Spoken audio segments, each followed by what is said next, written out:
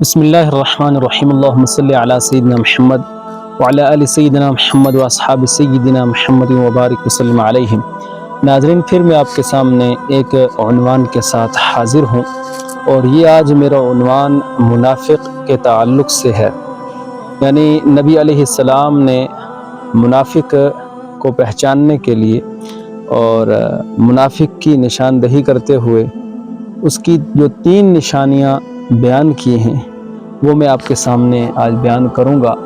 تو بیان کرنے کا مقصد یہی ہے کہ ہم ان چیزوں کو دیکھ کر، ان چیزوں کو جان کر، پرکھ کر، ہم اگر وہ چیزیں ہمارے اندر پائی جاتی ہیں تو ہم ان سے باز آ جائیں، ان سے رک جائیں، اس لیے کہ یہ نبی علیہ السلام نے ان نشانیوں کو بیان کیا ہے۔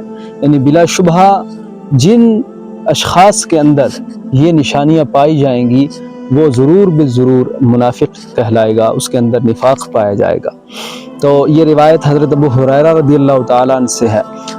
عن ابی ہریرہ عن النبی صلی اللہ علیہ وسلم قال آیۃ المنافق 3 اذا حدث كذب واذا وعد اخلف واذا اؤتمن Khan.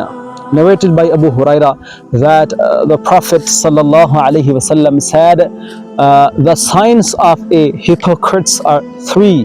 One, whenever he speaks, he tells a lie, and whenever he promises, he always breaks it. Third one, if you trust him, he proves as a disbeliever.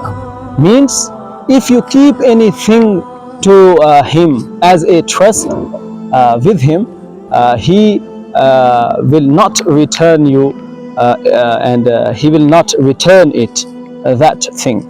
یعنی اگر آپ کوئی چیز دیتے ہیں، پہلی چیز تو یہ ہے کہ منافق کی نشانی یہ ہے کہ جب وہ بات کرتا ہے تو وہ کذب بیانی کرتا ہے، اور جب وہ کوئی یعنی آپ سے کوئی وہ وعدہ کرتا ہے تو اس کی وعدہ خلافی کرتا ہے، اور جب آپ اسے امانت دیں تو وہ اس امانت کے اندر خیانت کرتا ہے۔ یعنی جھوٹ بولنا، وعدہ خلافی کرنا اور امانت کے اندر خیانت کرنا، یہ چیز منافق کی نشانی ہے ناظرین۔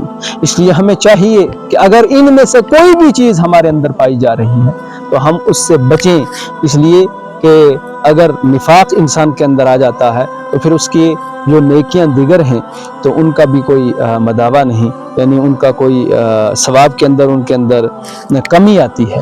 اور ظاہر سی بات ہے، ویسے وہ منافق اعتقادی کی بات قرآن نے کہی ہے، ان المنافقین فی الدرک الاسفل من النار، لیکن وہ نفاق کی بڑی قسم ہے، اس کے لیے درک الاسفل من النار ہے۔ تو یاد رکھیں اگر اس کے لیے نچلا طبقہ ہے تو منافق جو عملی ہے، یعنی اعمال کے اعتبار سے جو نفاق جس کے اندر پایا جاتا ہے، تو وہ اگر نچلا نہیں تو اوپلا صحیح، لیکن وہ بھی عذاب کا مستحق ہوگا۔ اس لیے ہمیں چاہیے کہ ہم نفاق سے اور ان جو نشانیاں بیان کی گئی ہیں ان کو مد نظر رکھتے ہوئے نفاق سے بچیں۔ اللہ سبحانہ و تعالی عمل خیر کی توفیق عطا فرمائے۔